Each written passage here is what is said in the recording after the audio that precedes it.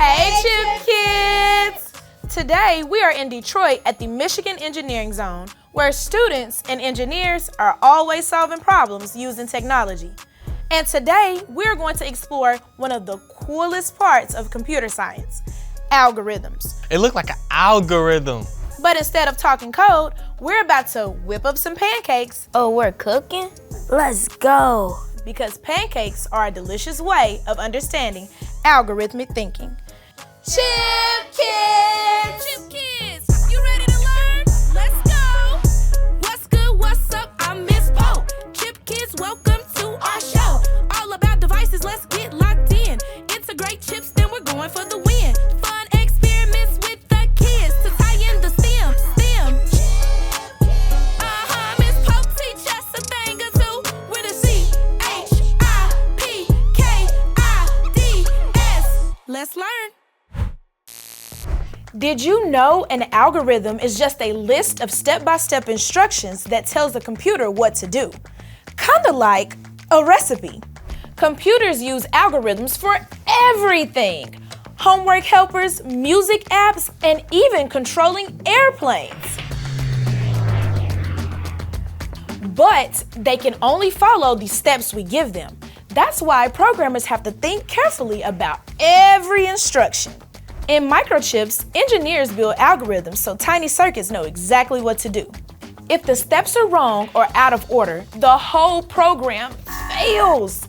Just like putting your socks on after your shoes. Let's see how algorithmic thinking works by making pancakes. Think of it as a recipe for computers, but also a tasty breakfast. All right, Chip Kids. We about to whip up some Pancakes! First, let's gather our ingredients. You'll need flour, Oh, that's flour? I thought that was like baking soda. milk, baking powder, sugar, salt, oil, and 1 egg. And don't forget your bowls, We got one for liquids and one for dry. your whisk, and your spatula. I think it's time that we start cooking, Jordan. What you think? I think so too. You stick with me as your coach, you'll be a master chef by a year. In the first bowl, whisk together the dry ingredients. First, let's pour the flour. Then I'm going to go in with the baking powder. Add a little bit of sugar and some salt too. I didn't know you put salt in pancakes though. Now, I think I better whisk this up. In a separate bowl, mix the wet ingredient. I'm gonna start by pouring in the milk. I can already tell this about to be a mess. And I'm gonna add a little bit of oil. I hope I cracked this egg right. Please, I don't want to eat no eggshells. Girl, that was perfect. I know. They really don't call me Chef Giordano for nothing. Ooh, we about to eat this. Next, pour your wet mix into your dry mix and stir gently until it all comes together. Here goes nothing. Make sure you stir it up now. Okay. I really hope I'm doing this right. Me too, cause I'm hungry. That's combining steps in your algorithm. Now, it's time for the real cooking. Now, let's heat up your griddle, add a little butter, pour on some batter, and watch for bubbles on top. Make sure y'all have an adult when y'all try this at home. That looked like a small pancake to me. Oh, I bet. I'm gonna add more. Does those bubbles mean we need to flip it? Once you see the side start bubbling, then you know that side is done. That's smart. You can already hear it sizzling. You might be a chef after all. When you see the bubbles, flip the pancake over and cook until golden brown. I think it's time to flip them over, bro. I was about to say the same thing. Ooh, yours look nice. That's the final step of the program. Let them cook. If you skip a step or do them in the wrong order, you might get a lumpy mess, just like a broken computer program. That's why algorithms need clear, exact instructions. That's done. You've completed the algorithm. Now let's add the final line of code, toppings, and a taste test.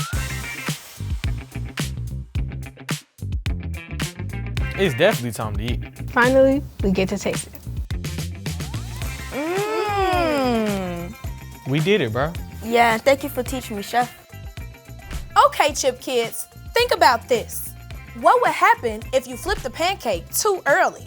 Can you think of another recipe that works like an algorithm? Break it down for him, AP. All right, let's break this down. In computer programming, an algorithm is like a list of steps that tells a computer exactly what to do. It's kind of like a recipe, but for solving problems. So, how do you write one? First, you figure out all of the steps and write them in the way the computer can actually understand. Even something simple like brushing your teeth, making a sandwich, or flipping a pancake has to be broken into tiny steps. Computers don't just get it, they need every little instruction. And once you've got your algorithm, you gotta test it. That's called debugging. It means making sure it works the way it's supposed to. Sometimes the problem is just a typo. Other times, you might have skipped a step or told the computer something that doesn't make sense. Debugging can be the toughest part of coding, but it's also how you get better. The more you practice, the better your algorithms get and the cooler things you can build. That's the real power of programming. Algorithms are like recipes for computers. They break big problems into smaller, easier steps so we can solve them. Whether you're writing code, following a map, or making a stack of pancakes, algorithms make things work the right way. We did that. Okay, Chip Kids, now that we've whipped up our pancake recipe, let's code it step by step using block-based coding. What is this? To feed our inner robot. It kind of looks like the recipe. It looked like an algorithm. Can you drag and drop the blocks to match the pancake process from start to syrup? You think we can solve this, Cornelius? Yeah, if we work together. I bet. First things first, let's find the first step. I think this one will start off. After we did the dry ingredients, we did the wet ingredients, so I think I'm gonna put this here. Cause you gotta whisk it. I didn't know algorithms were this simple. Can't cook the pancakes till we turn the griddle on. That's true. So you gotta turn it on a medium. We, of course, have to have the batter for the pancakes, so I think this is next. Gotta put the batter on the grill. Yep. When the pancake was cooking, we had to wait for the bubbles to rise so we know that it was done. You're right.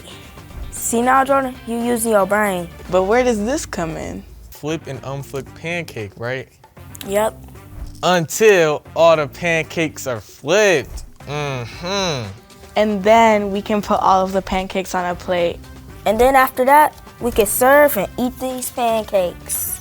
As you can see, we created an algorithm. Algorithms are a lot of things that go step by step. And if you miss a step, you mess up the puzzle.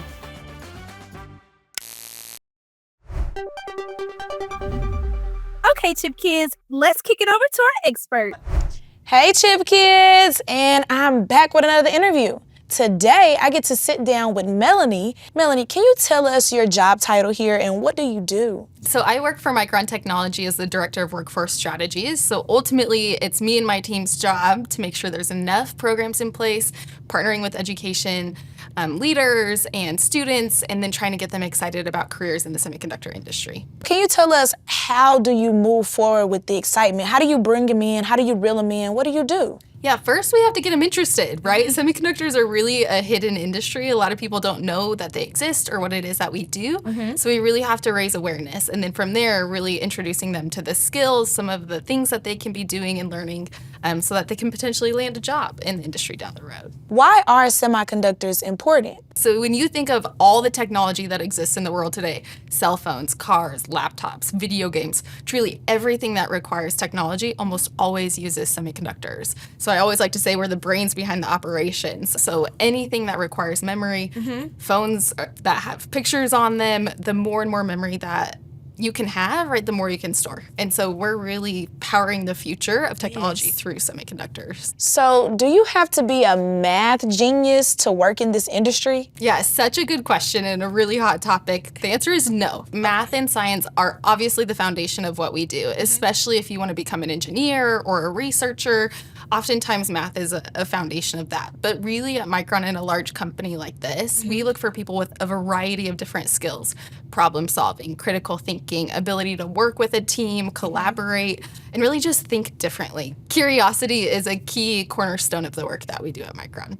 So how many people are on a team or on a project? It really can vary. So sometimes you have one person working on a project, and then that project impacts multiple different projects. And then a lot of times you could have a team of 100 people working to solve or develop the future of technology. So it really varies depending on the site you work at or the team that you're working on. 100 brains all together? All different backgrounds, coming from all different places. That's how we innovate, thinking differently, bringing people with different perspectives and opinions to the table. So Mel, what are some different ways to get into this career path? Yeah, so obviously college, university is a great path. Like I said, especially if you want to become an engineer or a researcher, a lot of our team members go that route. But excitingly, there's a lot of new opportunities to enter the industries. Micron's also really proud to have a registered apprenticeship program. And our apprenticeship program is great for individuals that have no prior experience, maybe no formal education, but are really excited about learning and gaining experience in the industry. So we will teach them the skills that they need at work, while they can also enroll in school and have some of that formal education associated with it. Wow, no background. No prior experience, just interest, aptitude, excitement, right? So if you like tinkering, if you like working on cars, computers, that's a great person to come into this program, and then we'll support you on your way to building a meaningful career. Mel, thank you so much for taking out the time and coming to speak with me today. Thank you so much for having me. Yes, ma'am. Chip Kids, that's a wrap. Chip Kids! And that's a wrap from the Michigan Engineering Zone here in Detroit. Today, we explored how algorithms, step-by-step instructions, can help computers or people tackle problems, big or small. You've built your own pancake algorithm, tested your steps, and even created your own block-based coding, just like real programmers. I'm Miss Pope, and thank you for watching Chip Kids. We'll see you next time for more science, discovery, and real-world adventures. Bye!